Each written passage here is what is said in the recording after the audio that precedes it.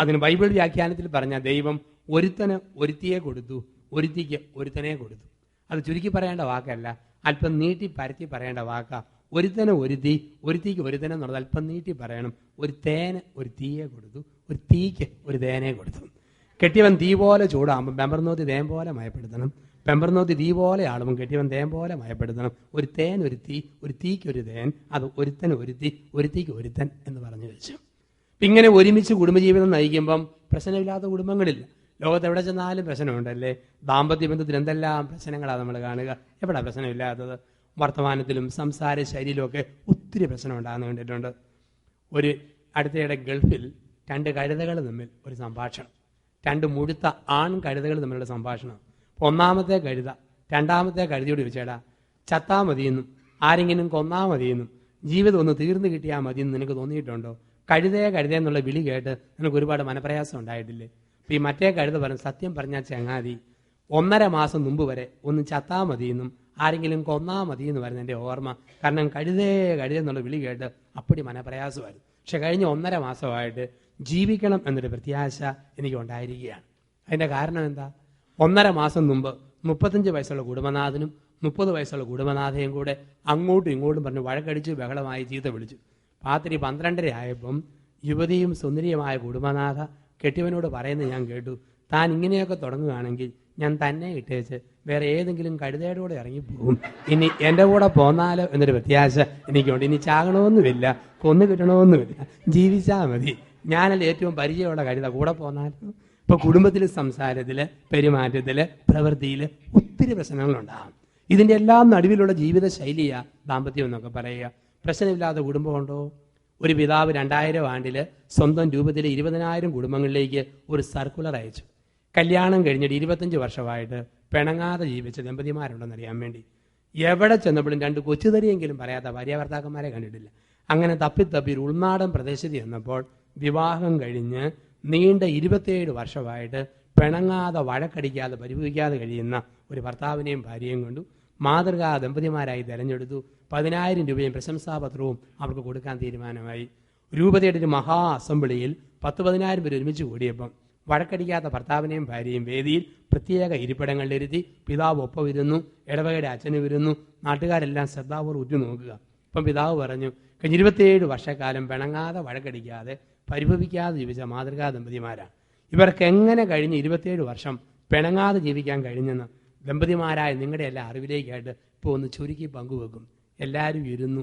ഉറ്റുനോക്കിയപ്പം കെട്ടിയവൻ ഏറ്റവും നല്ല മൈക്രോഫോൺ വെച്ച് കൊടുത്തു.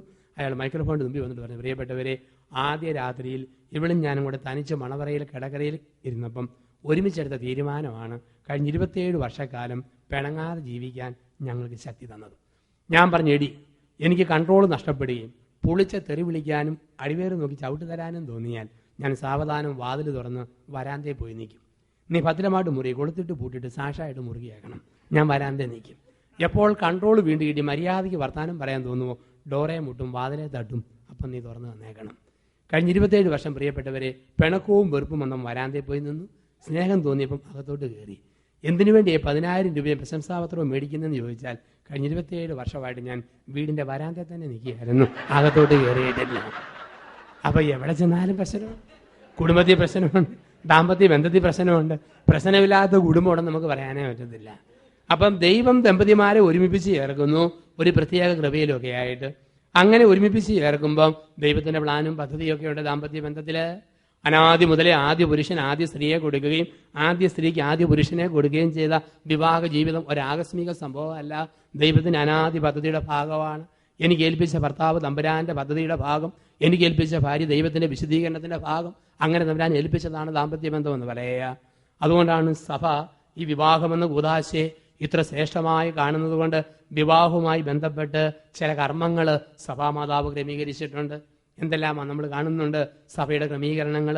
പരസ്പരം മോതിരമണിയിക്കുന്നു, പരസ്പരം ക്ഷയിക്കാൻ കൊടുക്കുന്നു, താലി കെട്ടുന്നു, മന്ത്രകോടി പതപ്പിക്കുന്നു. വീട്ടിലേക്ക് വരുമ്പോൾ അമ്മായിയമ്മ മരുമാട് തെറ്റി കുരിശ് വരച്ചിട്ട് കുരിശും കൊന്തയും കൂടെ പിടിപ്പിക്കുന്നു. ജ്ഞാനായ സമുദായത്തിലാണെങ്കിൽ നടവിളിയുണ്ട്, കച്ചതഴുകലുണ്ട്. ഇതിനൊക്കെ ഒരു അർത്ഥമുണ്ട് സഭാ പാരമ്പര്യത്തിൽ. എന്താണ് ഈ നടവിളി എന്ന് പറയുക?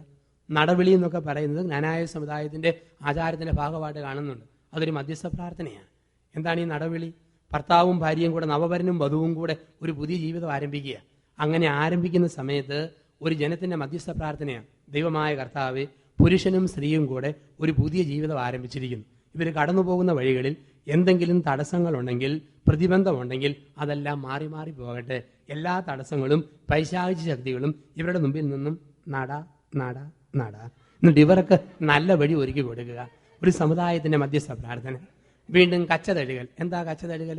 ഉൽപ്പത്തി 21 അധ്യായത്തില് പൂർവ്വപിതാവായ ഇസഹാക്ക് സ്വന്തം മോനെ, പൂർവ്വപിതാവായ അബ്രാഹാം സ്വന്തം മകൻ ഇസഹാക്കിന് ഒരു മോനെ കിട്ടാൻ ഒരു ജീവിത പങ്കാളി കിട്ടാൻ ആഗ്രഹിക്കുകയാണ്. അപ്പം ദാസന്മാരെ പറഞ്ഞയച്ചു, എൻ്റെ മോന് ഒത്ത പെണ്ണിനെ നിങ്ങൾ കണ്ടുപിടിക്കണം. എന്നിട്ട് പറഞ്ഞു, സ്വന്തം രക്തബന്ധത്തിനും ഗോത്രത്തിനും പുറത്തുനിന്നതിനെ വേണ്ട, സ്വന്തം ഗോത്രത്തിലും രക്തബന്ധത്തിലും പെട്ടതിനെ മതി. ആ വാക്ക് നീ ഒരിക്കലും തെറ്റിച്ചേക്കരുത്. അങ്ങനെ തെറ്റിക്കരുതെന്ന് പറഞ്ഞ ദാസന്മാരെ കൊണ്ട് 2 തുടകൾക്കിടയിൽ അവരുടെ കൈ വെപ്പിച്ചിട്ട് തുടയെല്ലിൽ 3 പ്രാവശ്യം തട്ടിച്ചുകൊണ്ട് ഒരു പ്രതിജ്ഞ എടുത്തു, സ്വന്തം ഗോത്രത്തിനും രക്തബന്ധത്തിനും പുറത്തുനിന്ന് ഒരു പെണ്ണിനെ എൻ്റെ മോന് സ്വീകരിക്കുകയില്ല. ഇന്നും ഒരേ എത്നിക് ഗ്രൂപ്പിലെ ഒരേ സമുദായത്തിൽ നിന്നും ജീവിത പങ്കാളിയെ സ്വീകരിക്കുമ്പോൾ അന്ന് അബ്രഹാം ദാസന്മാരെ കൊണ്ടെടുപ്പിച്ച പ്രതിജ്ഞയുടെ ഓർമ്മയ്ക്കായിട്ട് കച്ചതഴികളിലൂടെ തുടയെല്ലിൽ തട്ടിക്കൊണ്ട് ഒരു പാരമ്പര്യം തുടരുന്നു. ഇതിനൊക്കെ പരിശുദ്ധമായ സഭാ പാരമ്പര്യങ്ങളും ചരിത്രങ്ങളുമുണ്ട്. ഓരോ സമുദായത്തിൻ്റെയും വിവാഹത്തിൻ്റെ ആചാരങ്ങളും അനുഷ്ഠാനങ്ങളുമായി ബന്ധപ്പെട്ട് വീണ്ടും സകല സഭകളിലും കാണുന്ന രീതിയാണ് മോതിരം അങ്ങോട്ടും ഇങ്ങോട്ടും അണിയിക്കുന്നു. എന്താ മോതിരം അണിയിക്കുക?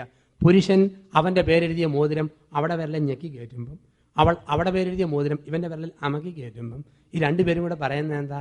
ഈ നിമിഷം വരെ 2 മോതിരം പോലെ നമ്മൾ 2 ശരീരമായിരുന്നു, 2 മനസ്സായിരുന്നു, 2 കാഴ്ചപ്പാടായിരുന്നു. എന്നാൽ എൻ്റെ മോതിരം നിന്റെ വിരലിൽ ആഴ്ന്നിറങ്ങുന്ന ഈ സമയം മുതൽ എൻ്റെ ശരീരം നിന്റെ ശരീരത്തിലോട്ടും, എൻ്റെ മനസ്സ് നിന്റെ മനസ്സിലോട്ടും, എൻ്റെ കുടുംബം നിന്റെ കുടുംബത്തിലോട്ടും ഇതാ പരസ്പരം ആഴ്ന്നിറങ്ങുന്നു. ഇനിമേൽ നമ്മൾ 2 അല്ല 1 ആണ്. ഇതാണ് മോതിരം മാറിക്കൊണ്ട് പറയുക, അങ്ങോട്ടും ഇങ്ങോട്ടും അണിയിച്ചുകൊണ്ട്. കല്യാണം കഴിഞ്ഞ ആദ്യ നാളുകളിൽ സ്ത്രീ പുരുഷന്മാർക്ക് നല്ല ഉറപ്പാണ്, 2 അല്ല 1 ആണ്. നമ്മുടെ നാട്ടിൽ കാണാം, ബസ്സിന്റെ മുൻ സീറ്റിൽ ഭർത്താവും ഭാര്യയും കൂടെ മുട്ടിത്തട്ടി ഒട്ടി ഒരുമി യാത്ര ചെയ്യും. അങ്ങനെ ഇരിക്കുമ്പം കണ്ടക്ടർ വന്നിട്ട് പറയും, ടിക്കറ്റ് ടിക്കറ്റ്. ഉടനെ കെട്ടിയാൻ പറയും, പൊന്ന് കണ്ടക്ടറെ ഒരു ടിക്കറ്റ്. കണ്ടക്ടർ ചോദിക്കും, അതെങ്ങനെയാ ശരിയാകുന്നത്? നിങ്ങൾ 2 പേരില്ലേ? ഭാര്യയ്ക്ക് എന്നെ ഇനിയും 4 വയസ്സ് പൂർത്തിയായിട്ടില്ലേ? അവൻ പറയും, പൊന്ന് കണ്ടക്ടറെ, ഇയാൾക്ക് ഞങ്ങളെ 2 തോന്നിയാലും ഞങ്ങളെ കെട്ടിച്ച അച്ഛൻ സത്യമായും പറഞ്ഞായിരുന്നു, ഇനിമേൽ നിങ്ങൾ 2 അല്ല 1 ആകുന്നു, ഈ ഒറ്റ ടിക്കറ്റ്. ഇപ്പം മോതിരം മാറിക്കൊണ്ട് പറയുന്നത് ഇനിമേൽ 2 അല്ല 1 ആണ്, ഒരു സ്നേഹത്തിന്റെ പ്രകടനമാ. നമ്മുടെ മുമ്പിൽ ഒരു സാധനം ഇരിപ്പുണ്ട്, മെഴുകുതിരി. ഒരു കാലത്ത് തിരി ഒന്ന്, മെഴുകു മറ്റൊന്നായിരുന്നു. അങ്ങനെ ആയിരുന്ന കാലഘട്ടത്തിൽ ഈ നൂലിന്റെ തിരി എവിടെ ഇരുന്ന് കത്തിയാലും മെഴുകിനെ ബാധിക്കുകയില്ല, മെഴുക് എവിടെ ഇരുന്നാലും തിരിയെയും ബാധിക്കുകയില്ല. പക്ഷെ പിന്നീട് കത്തിയ തിരിയും ഉരുകിയ മെഴുകും കൂടി ഒരുമിച്ച് മെഴുകുതിരിയായി. മെഴുകുതിരി ആയപ്പോഴോ തിരി കത്തിയാൽ മെഴുകുരുകും, മെഴുകുരുകിയാൽ തിരി കത്തും. ഇതാണ് കുടുംബജീവിതം. കല്യാണത്തിന് മുമ്പ് ജോണിയും ലിസിയും മെഴുകും തിരിയും പോലെ 2 ആൾക്കാർ. ലിസിക്ക് എന്നാ പറ്റിയാലും ജോണിയെ ബാധിക്കുകയില്ല, ജോണിക്ക് എന്നാ പറ്റിയാലും ലിസിയെയും ബാധിക്കുകയില്ല. കല്യാണം കഴിഞ്ഞപ്പോഴോ ജോണിയും ലിസിയും കൂടെ മെഴുകുതിരിയായി. ലിസി കത്തിയാൽ ജോണി ഉരുകും, ജോണി ഉരുകിയാൽ ലിസി കത്തും. ഇതാണ് ഇനിമേ 2 അല്ല 1 ആണ്. മോതിരം മാറിക്കൊണ്ട് പറയുന്നത് ഇതാണ്, ഇനിമേ 2 അല്ല 1, ഏക മനസ്സ്, ഏകാത്മാവ്, ഏക ശരീരം. ഇതൊരു കാഴ്ചപ്പാടാണ്. ഞാനിങ്ങനെ നടന്നു പോകുന്ന വഴിക്ക് എൻ്റെ കാലയിൽ ഒരു നാരകത്തിൻ്റെ മുള്ളുണ്ട്. ഈ മുള്ളു കൊണ്ടപ്പോഴത്തേക്ക് കൈ കെട്ടി എന്നുകൊണ്ട് പറയാം, ലോകം മുഴുവൻ പോകുന്ന കാലല്ലേ, കൊള്ളട്ടെ, അങ്ങനെ കൊള്ളട്ടെ. മുള്ളു മാത്രമല്ല, മുള്ളാണിയും കുത്തി കീറട്ടെ. കാലയിൽ മുള്ളു കണ്ടാൽ കൈ ഓടിച്ചെല്ലും, മുള്ളു വലിച്ചൂരും, മരുന്ന് വെച്ച് കെട്ടും. ഇതാണ് കൈയും കാലും തമ്മിലുള്ള ബന്ധം. ഭർത്താവും ഭാര്യയും ദേഹത്തിന്റെ അവയവങ്ങൾ പോലെ. ഭർത്താവിനൊരു മനപ്രയാസം ഉണ്ടാകുമ്പോൾ ഭാര്യ പറഞ്ഞേക്കല്ലേ, കല്യാണം കഴിച്ച നാൾ മുതൽ എന്നെ നീറ്റിയ മനുഷ്യ, തന്നെ നാറ്റാനുള്ള സമയം ഇതാ വന്നിരിക്കുന്നു, അനുഭവിക്കുക. അങ്ങനെ അനുഭവിക്കുക പറയാൻ പറ്റിയല്ല. ഭാര്യയോട് ഭർത്താവിനെ, ഭർത്താവിനോട് ഭാര്യയോട് പറയാൻ പറ്റിയല്ല. കാരണം മെഴുകും തിരിയുമാണ്. ഇനിമേ 2 അല്ല 1 ആണ്. അപ്പോൾ മോതിരം മാറിക്കൊണ്ട് പറയുന്നതാ. 2ാമത് ഷെയ്ക്കാൻ്റെ കൊടുക്കും. കല്യാണത്തിന് ഷെയ്ക്കാൻ്റെ കൊടുക്കും. ഒരു വീട്ടിൽ അപ്പനും അമ്മയും കൂടി എന്നും കൂട്ടയടിയാണ്. ആ വീട്ടിലെ 10 വയസ്സുള്ള മോൻ 5ാം ക്ലാസ്സിൽ വേദപാഠം പഠിക്കുന്നു. ഇപ്പം ക്ലാസ്സിലെ അധ്യാപകൻ ചോദിച്ച, മക്കളെ നിന്റെയൊക്കെ അപ്പനും അമ്മയും കല്യാണത്തിൻ്റെ അന്ന് പരസ്പരം ഷെയ്ക്കാൻ്റെ കൊടുത്തല്ലോ, അതന്നെ അതിന് വേണ്ടിയാണ്. അവൻ പറഞ്ഞു, പൊന്നു സാറേ, എപ്പോഴെല്ലാം ഫയൽമാന്മാർ ഗുസ്തി തുടങ്ങും അതിന് മുമ്പ് ഷെയ്ക്കാൻ്റെ കൊടുക്കുന്ന പതിവുണ്ട്. എൻ്റെ അമ്മയും അപ്പനും കൂടെ പിടിക്കാൻ തുടങ്ങിയ ഗുസ്തിയുടെ 1ാമത്തെ അടയാളമാണ് പള്ളിയിൽ വെച്ച് കൊടുത്ത ഷെയ്ക്കാൻ്റെ. അവിടെ റെഫറി വിസിൽ പോകുന്നതിന് പകരം വികാരിയച്ഛൻ ആനാമെള്ളപ്പാത്രം തിരി തളിച്ചെന്നുള്ള ഒരു വ്യത്യാസം മാത്രമേ ഉള്ളൂ. ഇത് ഗുസ്തി പിടിക്കാൻ വേണ്ടിയിട്ടല്ല, പരസ്പരം സ്വസ്തി പറയാൻ വേണ്ടിയിട്ടാണ്. പുരുഷൻ സ്ത്രീക്ക് കൈ കൊടുത്തുകൊണ്ട് പറയുക, മോളെ എൻ്റെ ജീവിതത്തിലേക്ക് നിനക്ക് ഹൃദ്യമായ സ്വാഗതം. അവൾ പറയുന്നു, ഇങ്ങേർക്ക് എൻ്റെ ജീവിതത്തിലേക്ക് ഹൃദ്യമായ സ്വാഗതം. അവൻ പറയുക, പൊന്നു മോളെ, ഇന്ന് വരെ നിന്റെ പേരിൻ്റെ കൂടെ നിന്റെ അപ്പൻ്റെ പേര് നീ വാലായിട്ട് എഴുതി, എന്നാൽ ഇന്നു മുതൽ ആ വാല് മുറിച്ചിട്ട് എൻ്റെ പേര് അങ്കവാല് പോലെ നിന്റെ കൂടെ കൂട്ടിച്ചേർക്കണം. എൻ്റെ അഡ്രസ് നിന്റെ അഡ്രസ്, എൻ്റെ അപ്പൻ നിന്റെ അപ്പൻ, നിന്റെ അമ്മ എൻ്റെ അമ്മ, അത്രയും നമ്മൾ ചേരുക. അതാണ് ഷെയ്ക്കിയാൻ. 3, താലികെട്ട്. നിങ്ങളൊക്കെ പണ്ട് വർഷങ്ങൾക്ക് മുമ്പ് ചെയ്ത കർമ്മമായതൊക്കെ അർത്ഥം ഇതാ. എന്താണ് താലികെട്ട്? താലികെട്ടെന്ന് പറഞ്ഞാൽ ഏറ്റവും പ്രധാനപ്പെട്ട തീരുമാനമാണ്. ഭാരതത്തിൽ വിവാഹം നടന്നെന്ന് നിശ്ചയിക്കുന്നത് തന്നെ ഏറ്റവും പ്രധാനപ്പെട്ടത് ഈ താലിയുടെ വെളിച്ചത്തിലാണ്. ഞാൻ 1-ാം ദിവസം സൂചിപ്പിച്ചതുപോലെ യഹൂദ താലി വട്ടക്കാശ് രൂപത്തിന്റെ ഷേപ്പ്, ഹിന്ദുക്കളുടെ താലി ആലലയുടെ ഷേപ്പ്. കാരണം ഹൈന്ദവ ദർശനത്തിൽ ഭഗവാൻ കൃഷ്ണന്റെ മരമാണ് ആല്. കുടുംബജീവിതം അനുഗ്രഹപ്രദമാകാൻ വേണ്ടി ഭഗവാന്റെ മരമായ ആലിന്റെ ഇലയുടെ ഷേപ്പിൽ വീതി കൂടിയ താലി. കത്തോലിക്ക പെണ്ണുങ്ങളുടെ കഴുത്തേലെ താലി അഗ്നിനാളം മിന്ന്. കാരണം പന്തക്കുസ്താ ദിവസം പരിശുദ്ധാത്മാവ് തീനാളത്തിന്റെ രൂപത്തിൽ വന്നു. അപ്പോൾ പല ഭാഷയെ പറഞ്ഞിട്ടും ഒരേ ഭാഷയെ മനസ്സിലായി. ദാമ്പത്യ ബന്ധം പല ഭാഷയല്ലേ. 65 വയസ്സുള്ള അമ്മായിയപ്പൻ്റെ ഭാഷ, 60 വയസ്സുള്ള അമ്മായിയമ്മയുടെ ഭാഷ, 30 വയസ്സുള്ള കെട്ടിയവൻ്റെ ഭാഷ, 22 വയസ്സുള്ള ഭാര്യയുടെ ഭാഷ, 16 വയസ്സുള്ള നാത്തൂൻ്റെ ഭാഷ, 5 വയസ്സുള്ള കൊച്ചിൻ്റെ ഭാഷ. എന്തേറെ ഭാഷയാണ് കുടുംബത്തിൽ. അത് പരസ്പരധാരണയോടെ ജീവിക്കണമെങ്കിൽ ആത്മാവിന് നിറവ് വേണം. അതുകൊണ്ട് പരിശുദ്ധാത്മാവിന്റെ പ്രതീകമായ തീജ്വാലയുടെ രൂപത്തിൽ കഴുത്തി താലി കെട്ടുന്നു. അതുകൊണ്ട് ഈ താലികെട്ട് വളരെ പ്രധാനപ്പെട്ടതാണ്. അതുകൊണ്ടാണല്ലോ എത്ര ധൈര്യമുള്ള മനുഷ്യനാണെങ്കിലും ശരി, ഏത് പട്ടാളക്കാരനാണെങ്കിലും ശരി, 2ാം ലോകമഹായുദ്ധം നയിച്ചവനാണെങ്കിലും കാർഗിൽ യുദ്ധം ജയിച്ചവനാണെങ്കിലും ശരി, തോക്ക് പിടിക്കും വിറയ്ക്കാത്ത കൈ. പട്ടാളക്കാരൻ്റെ കൈ പോലും താലി പിടിക്കുമ്പം വിറയ്ക്കും. കാരണം അവനറിയാം 2ാം ലോകമഹായുദ്ധം സഹിക്കാം. ഇന്നു മുതൽ തുടങ്ങാൻ പോകുന്ന 3ാം ലോകമഹായുദ്ധം അവൻ്റെ ശക്തിക്ക് അപ്പുറമാണ്. എങ്ങനെ വിറയ്ക്കാതിരിക്കും? ഞാൻ അച്ഛനായി കഴിഞ്ഞ് അധികം താമസിയാതെ എൻ്റെ അപ്പൻ്റെ പെങ്ങളുടെ മകനെ കെട്ടിച്ചു. ഇന്ത്യൻ പട്ടാളത്തിൽ ഉന്നത ഉദ്യോഗസ്ഥൻ, പഞ്ചാബ് സെക്ഷനിൽ ജോലി, 6 അടി പൊക്കം, ആചാനബാബു, കപ്പടാമീശ, ഒത്തവണ്ണം മുഴുത്ത മനുഷ്യൻ. ഇവൻ കെട്ടിയ പെണ്ണോ ഡൽഹി പോലീസിൽ സർക്കിൾ ഇൻസ്പെക്ടർ പദവിയിലുള്ള 5 അടി പൊക്കക്കാരി. അപ്പം ഇന്ത്യൻ പട്ടാളക്കാരും വനിതാ സർക്കിളിനെ കിട്ടുന്നതെന്ന് ഓർക്കണം. ഞാൻ നോക്കുമ്പോഴുണ്ട് ഭീകരന്മാരെ തോക്കിൻ കൊള്ളി നിർത്തി കെലികലാ വിറപ്പിച്ച് അവൻ ഇവിടെ പുറകിൽ നിന്ന് കാറ്റത്ത് കരികല പോലെ വിറയ്ക്കുന്നു. ചൊടി വരളുന്നു, മൂക്ക് ചാമ്പങ്ങ പോലെ ചുമക്കുന്നു, ഞൊട്ടുന്നു, ഞൊണയുന്നു, നക്കുന്നു, നനയ്ക്കുന്നു, കർച്ചീപ്പെടുത്ത് ഉടയ്ക്കുന്നു, വെപ്രാളം കോപ്രായം എന്തെല്ലാം കാണിക്കുക. അവസാനം നോക്കുമ്പോഴുണ്ട് കൈ വിറച്ച് വിറച്ച് വിറച്ച് പെടലിയുടെ പുറകിൽ കൊണ്ട് കെട്ടേണ്ട ചരട് ഏറെക്കുറെ തലയുടെ ഈ ഭാഗത്ത് കൊണ്ട് കെട്ടിവെച്ചു. സഹതാപെന്നൊന്നും എനിക്ക് പറയാൻ തോന്നിയ പൊട്ടാ, നിനക്ക് ഇത്രയ്ക്കും ധൈര്യമില്ലേ, നീ മാറി നിൽക്കടാ, ഞാൻ കെട്ടിത്തരാൻ പറയാൻ പറ്റുമോ? പ്രശ്നം അതിനേക്കാൾ ഗുരുതരം. ഇവളാണെങ്കിൽ ലാത്തി ചുഴറ്റി വീശി അടിച്ച് ഒതുക്കി നടന്ന ആളാ. പക്ഷെ ലാത്തിയുടെ നാരിന്റെ പകുതിയുടെ പകുതി കട്ടിയില്ലാത്ത ഒരു കൊച്ചു മോതിരം ഇവന്റെ വിരളെ തിരികെ കയറ്റുമ്പം കലാമണ്ഡലം കല്യാണിക്കുട്ടിയമ്മ കുച്ചിപ്പുടി ആടുന്ന പോലെ ഇവിടെ കൈ കിടന്ന് മൊത്തം വിറയ്ക്കുന്നു. എന്തിനാടി വിറയ്ക്കുന്നത്? ധൈര്യമായിട്ട് തിരികെ കയറ്റിയ മോതിരം അച്ഛന് പറയാൻ പറ്റൂ. വെപ്രാളത്തിനും വേവലാതിക്കിടയിൽ അവിടെ കയ്യങ്കാനും തെന്നി മാറി മോതിരം എൻ്റെ വിരലെ കുത്തി കയറ്റിയാൽ പ്രശ്നം അതിനേക്കാൾ ഗുരുതരമാണ്. ഇനി ഈ താലിക്കൊരു പ്രത്യേകതയാണ്. എന്താണ് ഈ താലിയുടെ പ്രത്യേകത എന്ന് ചോദിച്ചാൽ, ഒരു വശത്ത് തീനാളം പോലെ തീജ്വാല, മറുവശത്തോ ഒരു കുരിശു കൊണ്ട് ഓർത്തോണം. ചെളിയും ഒക്കെ പിടിച്ച് ഇങ്ങനെ മങ്ങിക്കിടക്കുന്ന താലിയാണോ കഴുകി നോക്കണം. അതിനകത്ത് ഒരു വശത്ത് താലി, മറുവശത്ത് ഒരു കുരിശുണ്ട്. ആ കുരിശ് വെറുതെ വരച്ചു വെച്ചിരിക്കുകയല്ല, അതിന് എണ്ണമുണ്ട്. മുട്ടുസൂചി മൊന പോലെ കൊച്ചു കടുക് പോലെ കുത്തിട്ടിരിക്കുന്നതാണ് നിങ്ങളുടെ താലിയല്ലേ കുരിശ്. ഇപ്പോഴാരും പൊക്കി പിടിച്ച് നോക്കണ്ട, വീട്ടിൽ ചെന്ന് സമാധാനത്തോടെ നോക്കുക. അതിൽ എണ്ണമുണ്ട്. ചിലതിൽ 3 കുത്തുകൾ, ചിലതിൽ 4, ചിലതിൽ 5, ചിലതിൽ 7, ചിലതിൽ 9, ചിലതിൽ 10, ചിലതിൽ 12, ചിലതിൽ 13, ചിലതിൽ 15, ചിലതിൽ 21, ചിലതിൽ 40, ചിലതിൽ 41. നിങ്ങൾ എത്ര കൂട്ടിയാലും ഗുണിച്ചാലും ഹരിച്ചാലും 3നും 41നും ഇടയിലുള്ള കുത്തുകൾ കൊണ്ടാണ് താലിയിലെ കുരിശ്. അതിന് സഭാവിജ്ഞാനീയത്തിൽ അതിന് കണക്കുണ്ട്. 3 ദൈവീക പൂർണ്ണത, ത്രിത്വം. 4 4 ദിക്കുകൾ, 5 5 അപ്പം, 7 7 കൂദാശകൾ, 9 3ന്റെ ഗുണിതം, 10 മലയാളിയുടെ പൂർണ്ണതയാണ് ദശാസന്ധി, 10 വർഷം. നമുക്ക് 10നെ മറക്കാൻ പറ്റിയല്ല മലയാളി. എവിടെ ചെന്നാലും അവൻ്റെ നാക്കിൽ വരുന്ന ഒന്നാമത്തെ വാക്കാ 10. 10 കൂട്ടിയേ പറയത്തുള്ളൂ. 8 രൂപ ആയാലും പറയും 8 10 രൂപ ആയി. 50 ആണെങ്കിലും 19 രൂപ. 250 ആണെങ്കിലും 10 250 രൂപ ആയി. 5000 ആണെങ്കിലും 10,000 രൂപ. 50,000 ആണെങ്കിലും 19,000 രൂപ ആയി. ഈ 10 കുത്താതെ മലയാളിക്ക് ചാടാൻ പറ്റിയല്ല. അതുകൊണ്ട് 10 ഒരു പൂർണ്ണതയാണ് സൂചിപ്പിക്കുക. 12 യേശുവിന്റെ 12ാം വയസ്സ്, ക്രിസ്തുവിന്റെ 12 ശിഷ്യന്മാര്, യാക്കോബിന്റെ 12 ഗോത്രങ്ങൾ. 13 ഈശോയും ശിഷ്യന്മാരും കൂടിയ സംഖ്യ. 15 5 അപ്പത്തെ ത്രിത്വം കൊണ്ട് ഗുണിച്ചത് 13 15. 21 7 കൂദാശകളെ ത്രിത്വം കൊണ്ട് ഗുണിച്ചത് 7 3 21. 40 വേദപുസ്തകത്തിലെ പുണ്യസംഖ്യ. 40 വർഷം മരുഭൂമി യാത്ര, 40 നാൾ പ്രളയം, 40 ദിവസം ഉപവാസം, 41 സ്വർഗാരോഹണത്തിന്റെ കണക്ക്, മരണത്തിന്റെ മന്ത്രാചാത്തമൊക്കെ നടത്തുന്ന 41. ഈ 3-നും 41-നും ഇടയിലുള്ള കുത്തുകൾ കൊണ്ട് മെനഞ്ഞെടുത്ത കുരിശ്, മറുവശത്ത് സ്നേഹത്തിന്റെ താലി, ത്യാഗത്തിന്റെ കുരിശ്. സ്നേഹവും ത്യാഗവും കോർത്തിണക്കിയത് ദാമ്പത്യം. താലി കെട്ടി കഴിയുമ്പം മന്ത്രകോടി പതപ്പിക്കുന്നു. എന്തായാലും മന്ത്രകോടി പൊന്നുമോളെ ഓർക്കാപ്പുറത്ത് ഡിപ്രഷൻ, തൂളമേട, ചാറ്റമേട, പനി പിടിക്കാതിരിക്കാൻ ഒരു ടർക്കി ടവലിട്ട് പുതപ്പിക്കുന്നതാണോ ഈ മന്ത്രകോടി? മന്ത്രകോടി പുതപ്പിക്കുന്നതിന്റെ അർത്ഥം ഇതാ, മോളെ നീ ആദ്യ കുർബാന സ്വീകരിച്ചപ്പം നിന്റെ സംരക്ഷണം നിന്റെ അപ്പൻ്റെ കയ്യിലായിരുന്നു. അന്ന് നിന്റെ അപ്പൻ നിന്റെ തലയിൽ ഒരു നെറ്റിട്ട് തന്നു. എന്നാൽ ഇന്ന് നിന്റെ അപ്പൻ്റെ കയ്യിൽ നിന്നും നിന്റെ സംരക്ഷണം ഞാൻ ഏറ്റെടുക്കുന്നു. മന്ത്രകോടി പുതപ്പിച്ചുകൊണ്ട് പറയുന്നതിന്റെ അർത്ഥം ഇതാ, മോളെ നിന്റെ സംരക്ഷണം ഞാൻ ഏറ്റെടുത്തിരിക്കുന്നു.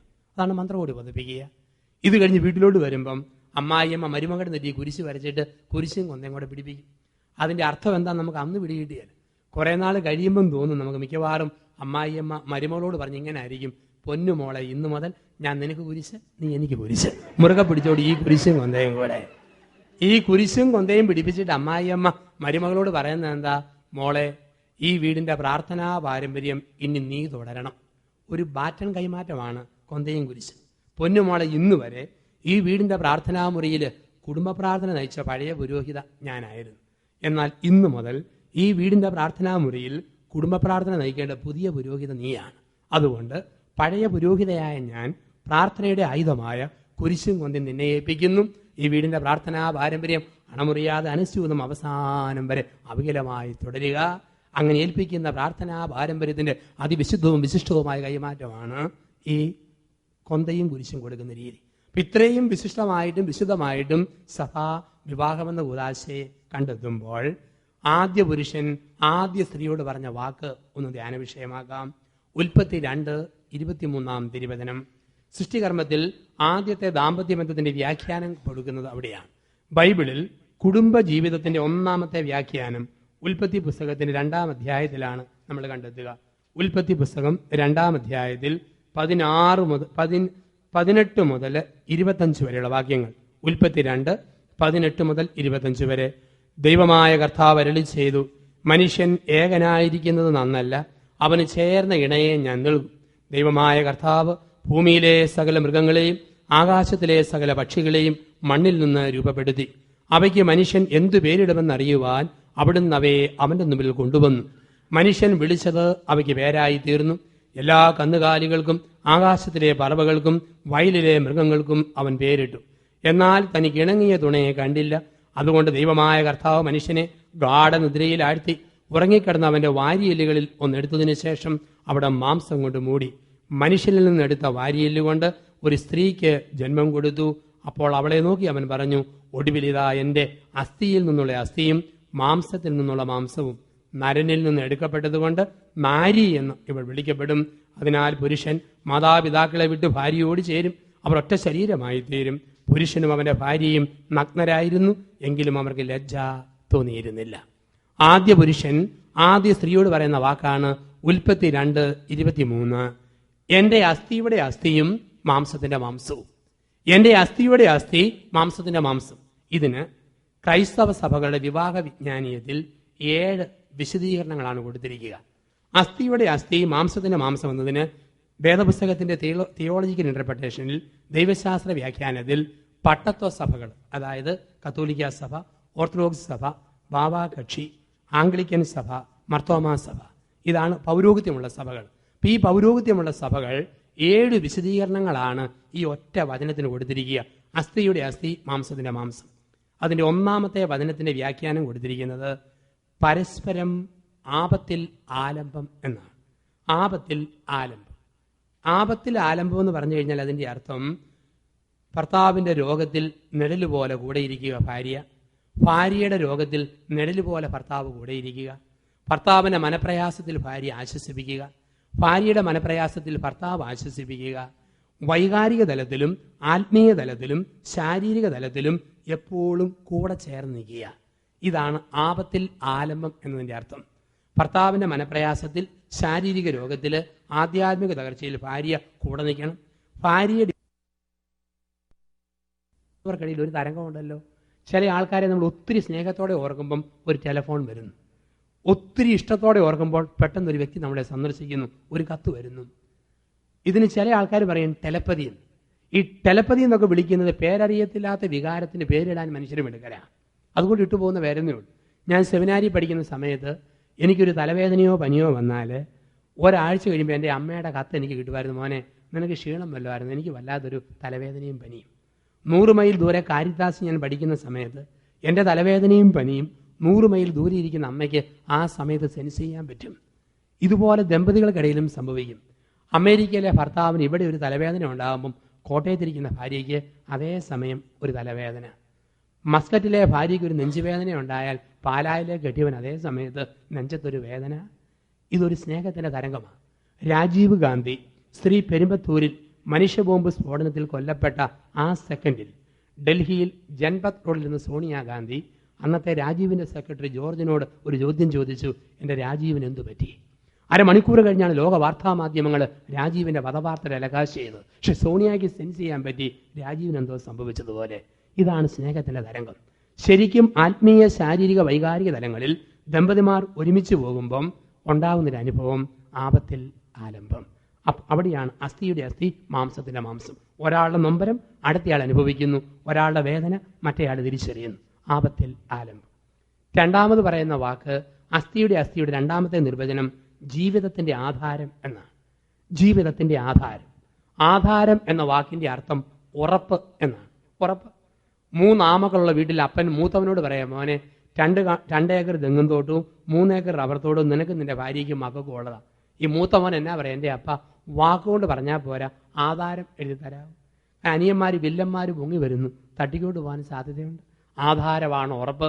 ഒരു പുരുഷന്റെ ഏറ്റവും വലിയ ഉറപ്പ് ഭാര്യയായിരിക്കണം. ഏത് ഭാര്യ? സ്വന്തം ഭാര്യ. ഒരു സ്ത്രീയുടെ ഏറ്റവും വലിയ ഉറപ്പ് സ്വന്തം കെട്ടിയവനായിരിക്കണം. ചില ആണുങ്ങളുണ്ട്, അവൻ ഏറ്റവും നല്ല വെമ്പർനൂതി അയലോക്കത്തെ വെമ്പർനൂതിയാണ്. ചില പെണ്ണുങ്ങൾക്ക് ഏറ്റവും നല്ല ഉഗ്രം കെട്ടിയവൻ അയലോക്കത്തെ കെട്ടിയവനാണ്. അപ്പം സ്വന്തം ഭർത്താവിൽ ഏറ്റവും വലിയ ഉറപ്പ്, സ്വന്തം ഭാര്യയിൽ ഏറ്റവും വലിയ ഉറപ്പ്, അതാണ് ജീവിതത്തിന്റെ ആധാരം എന്ന് പറയുക. ഒരിക്കലും ഭാര്യ ഭർത്താക്കന്മാർക്കിടയിൽ സംശയത്തിന്റെ വിത്ത് വീടരുത്. സംശയത്തിന്റെ വിത്ത് ചിലപ്പോഴൊക്കെ കാണാം, കൊച്ചു കൊച്ചു കാര്യം പറഞ്ഞ് മനസ്സകലുന്നു. ഒരു ചെറുപ്പക്കാരൻ ഭർത്താവും ഭാര്യയും ഞാനും കൂടെ ഒരിക്കൽ ട്രിവാൻഡ്രത്ത് ഇങ്ങനെ കാറേ പോകുന്ന വഴിക്ക് ഭാര്യ പറഞ്ഞു, എൻ്റെ അച്ഛാ എൻ്റെ കെട്ടിയവൻ ഒന്ന് പറഞ്ഞ് രണ്ടാമത്തെ എന്നെ വിളിക്കുന്നത് കുരിശേ കുരിശേ കുരിശേ എന്നാ. കേട്ട് ഞാൻ മടുത്തു. ഞാൻ നീ എന്നാടെ എപ്പോഴും ഭാര്യയെ കുരിശേന്ന് വിളിക്കുന്നത്? അച്ഛാ ഞാൻ എന്നാ പറഞ്ഞാലും ഇവിടെ തറുതലേ പറയത്തുള്ളൂ, അതുകൊണ്ട് ഞാൻ കുരിശേന്ന് വിളിക്കുന്നത്. ഞാൻ പറഞ്ഞു, പൊന്നു മോനെ, ഭാര്യയ്ക്ക് 28 വയസ്സേ ഉള്ളൂ, കണ്ടാൽ സുന്ദരിയാണ്, കാണാൻ ഭേദവുമാണ്. നീ എപ്പോഴും കയറി കുരിശേ കുരിശേന്ന് വിളിച്ചാൽ സാഹചര്യം ഒത്തുകിട്ടിയാൽ ഏതെങ്കിലും ശമയവും കയറി ഈ കുരിശ് താങ്ങിക്കളയും, അതുകൊണ്ട് സൂക്ഷിച്ചേ വിളിക്കാവുള്ളൂ. അവളോടും പറഞ്ഞു, ശ്രദ്ധിച്ചേ കെട്ടിയവനോട് വർത്താനം പറയാവും. നീ ഇങ്ങനെ പറഞ്ഞു പോയാൽ ഏതെങ്കിലും വേറോനിക്ക് ആ തിരുമുഖം ഒപ്പാൻ സാധ്യതയുണ്ട്, പിന്നെ പരിഭവിച്ചിട്ട് കാര്യമില്ല. അപ്പൊ ഈ പറഞ്ഞ് മനസ്സകലുന്നൊരവസ്ഥ സംശയത്തിന്റെ വിത്ത്. ഈ കൊച്ചു കൊച്ചു കാര്യം ജീവിതത്തിൽ സംഭവിച്ചോ പിന്നെ അത് പ്രശ്നമാണ്. നീല ലോകിതദാസ നാടാരെ കുറിച്ച് 4 വർഷം മുമ്പ് ഒരുപാട് വിവാദം ഉണ്ടായി. അപ്പൊ നീലന്റെ ഭാര്യ ഏഷ്യാനെറ്റുകാര് തിരിച്ചും മറിച്ച് ഇന്റർവ്യൂ ചെയ്തു, ഭാര്യയെ കൊണ്ട് എന്തെങ്കിലും ഒരു കുത്തുവാക്ക് പറയിപ്പിക്കാൻ വേണ്ടി. പക്ഷെ അവൾ അവസാനം പറഞ്ഞ വാക്ക് അവസാനം വരെ പറഞ്ഞതെന്ന് ഇങ്ങനെ, എൻ്റെ ഭർത്താവിനെ എല്ലാവരേക്കാൾ ഉപരിയായിട്ട് എനിക്കറിയാം, എൻ്റെ കണ്ണുകൊണ്ട് കണ്ടാൽ പോലും ഞാൻ വിശ്വസിക്കുകയില്ല, അത്രയ്ക്കും വിശ്വസ്തന എൻ്റെ ഭർത്താവ്. ഇങ്ങനെ ഭർത്താവിനെ കുറിച്ച് പറയുന്ന ഭാര്യ അവൻ്റെ ജീവിതത്തിൻ്റെ ആധാരമാണ്. അങ്ങനെ ഭാര്യയെക്കുറിച്ച് പറയുന്ന ഭർത്താവ് അവളുടെ ജീവിതത്തിൻ്റെ ആധാരമാണ്. ജീവിത പങ്കാളിയെ സംശയിക്കുക എന്ന് പറയുന്നത് കുടിക്കുന്ന വെള്ളത്തെയും ശ്വസിക്കുന്ന വായുവിനെയും സംശയിക്കുന്നതിനേക്കാൾ അപകടമാണ്. ഒരിക്കലും ദമ്പതിമാർക്കിടയിൽ സംശയമില്ലാത്ത അവസ്ഥ, ഇതാണ് ജീവിതത്തിൻ്റെ ആധാരം എന്ന് പറയുക. ഒരിക്കൽ പോലും സംശയത്തിൻ്റെ വിത്ത് വീഴാത്ത അവസ്ഥ. ചെറിയ സംശയം വന്നോ പിന്നെ തുടർന്നും പിടിച്ചതെല്ലാം പ്രശ്നമാണ്. ചങ്ങനാശ്ശേരി ബസ് സ്റ്റാൻഡിൽ 40 വയസ്സുള്ള ഭർത്താവും 35കാരി ഭാര്യയും കൂടെ ബസ് കാത്തു നിൽക്കുന്നു.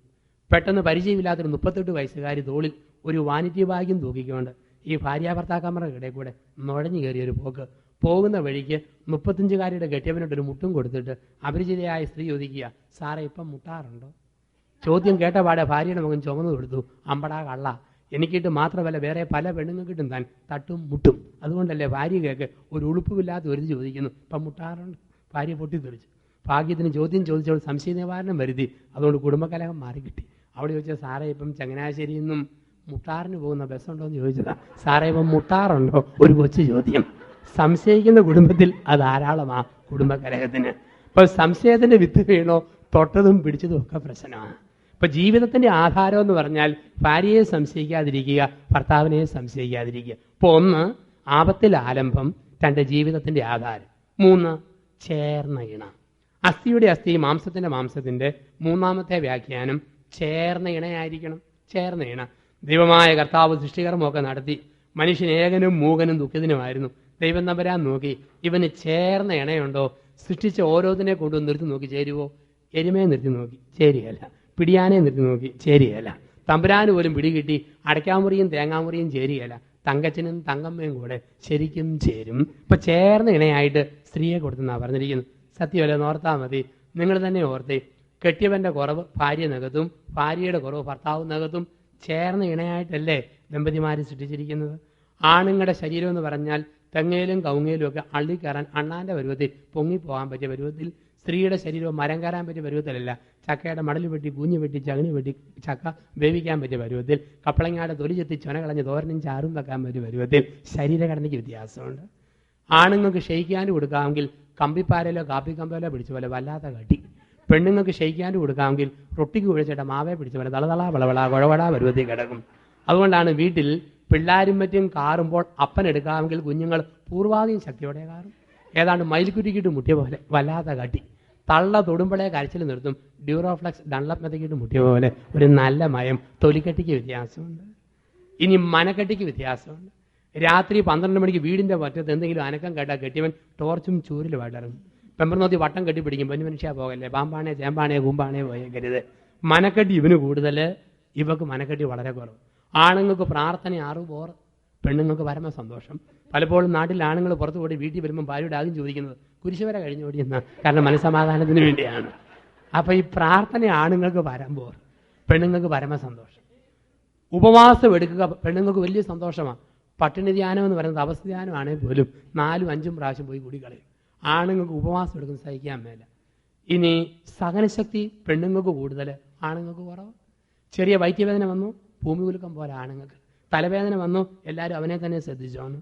പെണ്ണുങ്ങൾക്ക് വീട്ടിലെ തള്ളയ്ക്ക് കുടലേക്ക് ആൻസർ കൊണ്ട് പഴുക്കുക, എന്നാലും പറയും നല്ല മല്ലിക്കാപ്പി കുടിച്ചറിയായിരുന്നു വേദനയൊന്ന് മാറി കിട്ടുമെന്ന്. തലയ്ക്കകത്ത് ട്യൂമർ, എന്നാലും പറയും കടുങ്കാപ്പി കടുപ്പത്തിൽ കുടിച്ചറിയാൻ തലവേദന മാറുമെന്ന്. മരിക്കാറായാലും പ്രായം ചെന്ന തള്ളമാർ ഒരിക്കലും വേദന പറയുകയില്ല, അങ്ങ് സഹിക്കും. അതുകൊണ്ടാണ് ഈ വേദന സഹിക്കാൻ മേലാത്തതുകൊണ്ടാണ് അറ്റാക്ക് വന്ന് സഹിക്കുന്നത് കൂടുതലും ആണുങ്ങളാണ്.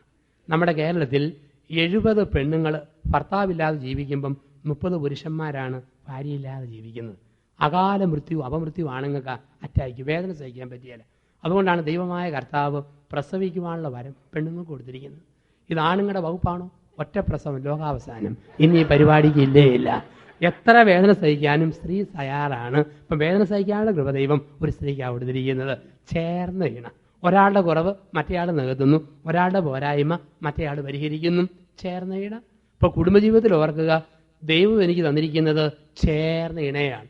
ഇന്ന് പലപ്പോഴും ധ്യാനിപ്പിക്കാൻ വേണ്ടി ലോകത്തെല്ലാം ഓടി നടക്കുമ്പം പലയിടത്തും കാണുന്നൊരു പ്രത്യേകത, പല ആണുങ്ങളുടെ ഓർമ്മ ദൈവം കൊടുത്ത മെമ്പർനോത്തി ചേർന്ന ഇണയല്ലെന്നാ. ചില കാരണന്മാർ ചോദിക്കും, ജോസച്ച അപ്പനായവരെ അച്ഛനാക്കുന്ന സഭ വല്ലതും ഉണ്ടോ? കുടുംബജീവിതം മടുത്തു.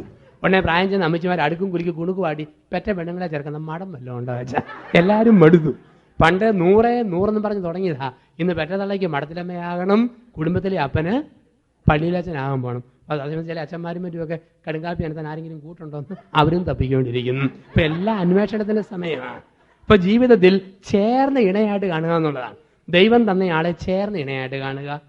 അതാണല്ലോ ഒരിക്കലും ഈശോയും മാതാവും കൂടെ, ഈശോ മാമോദിസ സ്വീകരിക്കുന്നതിന് മുമ്പ് ഈശോയും മാതാവും കൂടെ ആദ്യമായിട്ട് നസ്രത്ത് കാണാൻ വേണ്ടി യാത്രയായി. അപ്പം നസ്രത്തിലേക്ക് പോകാനുള്ള വഴി മാതാവിനും അറിയത്തില്ല, ഈശോയ്ക്കും അറിയത്തില്ല. പോകുന്ന വഴിക്ക് ഒരു പീഡിക വരാന്തയിൽ കടത്തിണ്ണയിൽ 25 വയസ്സുള്ള ഒരു യുവാവിരിക്കുന്നു. ഈശോ പറഞ്ഞു, യുവാവേ യുവാവേ, ഞാൻ യേശു, ഇതെൻ്റെ അമ്മ മേരി. നസ്രത്തിലേക്കുള്ള വഴി അറിയത്തില്ല, ഒന്ന് പറഞ്ഞു തരാമോ? ഉടനെ അവന് ആരെയോ തോപ്പിച്ച് അരിശപ്പെട്ടിരിക്കുകയായിരുന്നു. അവൻ പറഞ്ഞു, മെനക്കെടുത്താൻ വേണ്ടി തള്ളയാ പിള്ളയാന്ന് തൊഴിലില്ലാ കമ്പനികൾ രാവിലെ വായും പിടിച്ച് ഇറങ്ങിയിരിക്കുക. എനിക്ക് 100 കൂട്ടം പണിയുണ്ട്. ഞാൻ എന്നാ മയിൽക്കുറ്റിയാണോ, ടൂറിസ്റ്റ് ഗൈഡാണോ, വേറെ വല്ലവരോടും ചോദിച്ചോണം. പൊട്ടിത്തെറിച്ചു. ഈശോയ്ക്ക് പമ്മല്, മറിയത്തിന് ചമ്മല്. 2 പേരും പിന്നെയും നടന്നു. കുറേ അങ്ങ് നടന്നു കഴിഞ്ഞപ്പോഴുണ്ട് ഒരു കടത്തിണ്ണയിൽ വേറൊരു യുവാവ് ഇരിക്കുന്നു. ഈശോ വീണ്ടും പറഞ്ഞു, യുവാവേ യുവാവേ, ഞാൻ നസ്രത്തിലെ തച്ചൻ്റെ കൊച്ചൻ യേശു, ഇതെൻ്റെ തള്ള മേരി. ഞങ്ങൾക്ക് 2 പേർക്കും കൂടെ നസ്രത്തിലേക്കുള്ള വഴി എന്ന് പറഞ്ഞു തരാമോ? അവൻ പരമശാന്തനും സാത്വികനുമായിരുന്നു. അവൻ പറഞ്ഞു, അയ്യോ അമ്മയും മോനും ആണോ, വഴി പറഞ്ഞാൽ ഓർക്കണമെന്നില്ല, എനിക്ക് ഇഷ്ടം പോലെ ഫ്രീ ടൈമുണ്ട്, ഞാൻ കൂടെ വരാമല്ലോ എന്ന് പറഞ്ഞ് ഇവനങ്ങ് നടന്ന് നസ്രത്ത് വരെ അങ്ങ് ചെന്നു. ഒരു വളവ് തിരിഞ്ഞാൽ നസ്രത്ത് അവക്കോളാൻ പറഞ്ഞു. അവൻ തിരിച്ചുപോയി. ഈശോയും മാതാവും നസ്രത്തിൽ ചെന്നപ്പം മാതാവ് ഈശോയോട് ചോദിച്ചു, മോനെ വഴി വെച്ച് രണ്ടെണ്ണത്തെ കണ്ടല്ലോ. ഒന്ന്, മൂക്കിൻ്റെ ഒരു തരിശുള്ള ക്ഷിപ്രകോപി എടുത്തിയാട്ടക്കാരൻ. രണ്ട്, പരമശാന്തനായ സാത്വികനായ മനുഷ്യൻ. ആ മുൻകോപിയും ചൂടനുമായ അവന് നിത്യസമ്മാനം വിധി കൊടുക്കുന്ന നീ എന്നാ സമ്മാനമാണ് കൊടുക്കാൻ വെച്ചിരിക്കുന്നത്? അവൻ പറഞ്ഞു, അമ്മേ ഞാൻ അവന് കൊടുക്കാൻ പോകുന്നത് ക്ഷമ, പ്രാർത്ഥന, ദാനശീലം, കരുണ, ദയ, ആത്മസംയമനം, ഇതെല്ലാം അവിടെ ഒരു പെണ്ണിനെ ഞാൻ അവന് ഭാര്യയായിട്ട് കൊടുക്കും. മാതാവ് ചോദിച്ചു, ചേട്ടാ അതന്നെ ഇടപാടാ, അപ്പം നീ മറ്റവന് ഏതെങ്കിലും ദൈവദൂതന്മാരുടെ പെങ്ങളെ ഭാര്യയായിട്ട് കെട്ടിച്ചു കൊടുക്കുമോ? നിന്റെ പ്ലാൻ എന്നാ? എൻ്റെ അമ്മയെ ശാന്തനായ അവന് ക്ഷിപ്രകോപി, കടക്കണ്ണെറിയുന്ന മുടി കിഴങ്ങ് പോലെ പൊക്കി കെട്ടുന്ന ഞെളിഞ്ഞു നടക്കുന്ന അഹങ്കാരിയെ ഞാൻ ഭാര്യയായിട്ട് കൊടുക്കും. മാതാവ് വെച്ച് തന്നെ ഇടപാടാ. ഉടനെ പറഞ്ഞ, അമ്മ ഇതാണ് ക്രിസ്തു രഹസ്യം, ഇതാണ് ക്രിസ്തു രഹസ്യം. 1 കൊരിന്ത്യർ 7:14. ധിക്കാരിയും താന്തോന്നിയുമായ പുരുഷന് ദൈവം സഹനശക്തിയുള്ള പെണ്ണിനെ കൊടുക്കും, അവൾ വഴി അവൻ വിശദീകരിക്കപ്പെടാൻ. അതുപോലെ ശാന്തനായ പുരുഷൻ അഹങ്കാരി പെണ്ണിനെ കൊടുക്കും, ഇവൻ മൂലം അവൾ വീണ്ടെടുക്കപ്പെടാൻ. ദൈവത്തിൻ്റെ പ്ലാനും പദ്ധതിയുമാണ്. ചേർന്ന ഇണയായിട്ട് തമ്പുരാൻ തന്നിരിക്കുകയാണ്. ഒരാളുടെ കുറവ് മറ്റേയാൾ പരിഹരിക്കുന്നു, ഒരാളുടെ പോരായ്മ മറ്റൊരാൾ പരിഹരിക്കുന്നു. എല്ലാവർക്കും കൊണ്ടുള്ള വിവാഹത്തിന് മുമ്പ് എന്തെല്ലാം പ്ലാനും പദ്ധതിയുമാണ്. ആണുങ്ങളുടെ ഓർമ്മ, ഞാൻ കല്യാണം കഴിക്കാൻ പോകുന്ന പെണ്ണിന് ശോഭനയുടെ വണ്ണം, മഞ്ജു വാര്യരുടെ പല്ല്, ദിവ്യാവുണ്ണിയുടെ വെടലി, കാവ്യാമാധവന്റെ കണ്ണ്, ഇതായിരിക്കണം എൻ്റെ പെണ്ണ്. പക്ഷെ കിട്ടിയതോ ഫിലോമിനയുടെ ഷേപ്പിൽ ഒരാള്. കിട്ടിയ ആളെ ചേർന്ന ഇണയായിട്ട് കാണുന്നു. പെണ്ണുങ്ങൾക്കും സ്വപ്നം, ഞാൻ കെട്ടുന്ന ചെറുക്കന് സുരേഷ് ഗോപിയുടെ ഈട്, മമ്മൂട്ടിയുടെ ഗൗരവം, മോഹൻലാലിന്റെ ദേഹചലനം, ജയറാമിന്റെ സരസഭാവം, ദിലീപിന്റെ ചമ്മൽ, ഇതെല്ലാം കൂടെ വേണം എൻ്റെ പുരുഷന്. പക്ഷേ കിട്ടിയതോ ഇന്ദ്രൻസിന്റെ പരുവത്തിൽ ഒരാള്. ദൈവം ആരെ കൊടുത്തോ കൊടുത്തയാളെ ചേർന്ന ഇണയായിട്ട് കാണണമെന്നാണ്. തമ്പുരാൻ കൊടുത്തയാളെ ചേർന്ന ഇണയായിട്ട് കാണും. സ്വപ്നങ്ങൾ ഉപേക്ഷിക്കുക, യാഥാർത്ഥ്യത്തെ സ്വീകരിക്കുക. ഇപ്പം നിങ്ങളൊന്ന് ഓർക്കുക, കഴിഞ്ഞ രാത്രിയിൽ പരിശുദ്ധാത്മാവ് ജോൺ പോൾ മാർപ്പാപ്പായ്ക്ക് പ്രത്യക്ഷപ്പെടുക. എന്നിട്ട് പറയുകയാണ്, ഓഗസ്റ്റ് മാസം 15-ാം തീയതി മാതാവിൻ്റെ സ്വർഗാരോപണ തിരുനാളിൻ്റെ അന്ന് മുതൽ കത്തോലിക്കാ തിരുസഭയുടെ 2004 വർഷങ്ങളിലെ പാരമ്പര്യം തിരുത്താൻ തീരുമാനിച്ചിരിക്കുന്നു. കഴിഞ്ഞ 2004 വർഷങ്ങളിലെ സഭാ പാരമ്പര്യം എന്ന് പറഞ്ഞു കഴിഞ്ഞാൽ ഒരിക്കൽ വിവാഹം കഴിച്ചാൽ മരണം വരെ ഒരുമിച്ച് നിൽക്കണമെന്നുള്ളതാണല്ലോ. എന്നാൽ ഇതാ 2004 ഓഗസ്റ്റ് 15 മുതൽ നിയമം മാറ്റിയിരിക്കുന്നു. മാർപ്പാപ്പയോട് പറയുകയാണ്, ഇപ്പോഴുള്ള ഭാര്യയെ മാറ്റി ഇഷ്ടമുള്ള പെണ്ണിനെ എടുക്കാം, ഇപ്പോഴുള്ള ഭർത്താവിനെ മാറ്റി ഇഷ്ടമുള്ള പുരുഷനെ എടുക്കാം. ഇത് ഒന്നുപേരും ഗൗരവത്തോടെ നോക്കും, സത്യമാണോ അച്ഛാന്നുള്ള ഒരു വിധത്തിൽ സങ്കല്പിച്ചാൽ മതി, സങ്കല്പിക്കുക. അപ്പം അങ്ങനെ സങ്കല്പിച്ചുകൊണ്ട് മാർപ്പാപ്പയ്ക്ക് പരിശുദ്ധാത്മാവ് പ്രത്യക്ഷപ്പെട്ട് ഈ ഒരു വാർത്ത പറയുകയും അത് ബഹുമാനപ്പെട്ട സക്കറിയാസ് അച്ഛനെ മാർപ്പാപ്പ വിളിച്ചറിയിക്കുകയും അച്ഛൻ എന്നോട് പറയുകയാണ്, ഇടവകയിൽ അനൗൺസ് ചെയ്തേക്കുക, നമ്മുടെ ധ്യാനത്തിൻ്റെ 3-ാം ദിവസം പങ്കെടുക്കുന്ന ദമ്പതിമാരോട് പറയുക, ഇപ്പോഴുള്ള ഭാര്യയെ മാറ്റിയെടുക്കാം, ഇപ്പോഴുള്ള ഭർത്താവിനെ മാറ്റിയെടുക്കാം. ഞാൻ ഈ പള്ളിയിൽ വെച്ച് അനൗൺസ് ചെയ്യാമെങ്കിൽ എന്നതായിരിക്കും ഈ പള്ളിയിലെ പ്രതികരണം? പന്തക്കുസ്താ ദിവസം പരിശുദ്ധാത്മാവിൻ്റെ ആഗമനത്തിനുണ്ടായ വലിയ എരമ്പൽ ഈ പള്ളിയിലും കേൾക്കാം. രക്ഷപ്പെട്ടു. ഒരു വലിയൊരു നെടുവീർപ്പ്, ഒരു വലിയൊരു ദീർഘശ്വാസം കേൾക്കാം. എത്ര പേര്? 50% പേര് ഓർക്കും മാറ്റിയെടുക്കാമല്ലോ. 20% പേരൊക്കെ ദൈവം ഒരിക്കൽ പോയി, ഇനി പുടുക്കനില്ലേ ഇല്ല. ഒരു 10% പേരെ പറയും, ഇപ്പോൾ ഉള്ളത് ഉഗ്രം കെട്ടിയവൻ ഊറ്റമ്പം പറഞ്ഞു മതി, ഇതിനേക്കാൾ കൂടി ഒന്നും വേണ്ട. വേറെ ചിലരൊക്കെ ദൈവമേ ഉള്ള ഒന്നിനെ കൊണ്ട് സഹിക്കാൻ പറ്റും, ഇനി മാറ്റിയെടുക്കുന്ന പ്രശ്നം ഉദിക്കുന്നേ ഇല്ല. ഇപ്പൊ ദൈവം തന്നയാളെ ചേർന്ന ഇണ. ഇപ്പൊ ചേർന്ന ഇണ, ഇതാണ് അസ്ഥിയുടെ അസ്ഥി, മാംസത്തിന്റെ മാംസം, ചേർന്ന ഇണയായിട്ട് കാണുക. ചേർന്ന ഇണ. 4. ഇപ്പൊ 1 ആപത്തിൽ ആലംബം, 2 ജീവിതത്തിന്റെ ആധാരം, 3 ചേർന്ന ഇണ, 4 തക്കതായ തുണ. അസ്ഥിയുടെ അസ്ഥി, മാംസത്തിന്റെ മാംസം എന്ന് പറഞ്ഞാൽ 4ാമത്തെ വ്യാഖ്യാനം തക്കതായ തുണയായിട്ട് കാണണം. ഭർത്താവിനെ തക്കതായ തുണയായി ഭാര്യയെ കാണണം, ഭാര്യയെ തക്കതായ തുണയായി ഭർത്താവ് കാണണം. ഈ തക്കതായ തുണയെന്ന് പറഞ്ഞു കഴിഞ്ഞാൽ ഇഷ്ടാനിഷ്ടങ്ങൾ പരസ്പരം മനസ്സിലാക്കുക എന്നുള്ളതാണ്. കല്യാണം കഴിഞ്ഞ് 5-8 മാസമൊക്കെ എടുക്കുമ്പോഴത്തേക്ക് സാവധാനം ഭർത്താവിൻ്റെ കുറവുകളും നിറവുകളും ഭാര്യയ്ക്ക് മനസ്സിലാകും, ഭാര്യയുടെ കുറവുകളും പോരായ്മകളും നന്മകളും ഭർത്താവ് മനസ്സിലാക്കും. ഓരോ കാര്യത്തിലും, വേഷവിധാനത്തിലും സംഭാഷണത്തിലും ഭക്ഷണക്രമത്തിലും ഒക്കെ പരസ്പരം അറിഞ്ഞുള്ള ഒരു സഹകരണം തക്കതായ തുണ. ഉദാഹരണത്തിന്, എൻ്റെ ഭർത്താവിന് കോഴിക്കറി വെക്കുമ്പം മുക്കാവേവായ കോഴിക്കാല് എരിവും ചൂടുമുള്ള ചാറിയിൽ നിന്നെടുത്ത് കറുമുറ കടിച്ചു തിന്നുന്നത് ഇഷ്ടമാണെന്ന് കണ്ടു കഴിഞ്ഞാൽ ഇനിമേൽ കോഴിക്കറി വെക്കുമ്പം എരിവും ചൂടുമുള്ള ചാറിൽ മുക്കാവേവായ കോഴിക്കാരെടുത്ത് വെച്ചിട്ട് സ്നേഹത്തോടെ പറയണം, ചേട്ടാ കടിക്കുക കോഴിയുടെ കാല് എന്നും പറഞ്ഞ് നീട്ടിപ്പിടിച്ച് കൊടുക്കുമ്പം തക്കതായ തുണ. ഭർത്താവിൻ്റെ പേര് ടോം എന്നാണ്. ടോം എന്ന് വിളിക്കുന്ന കേട്ടാ ചൊറിയും.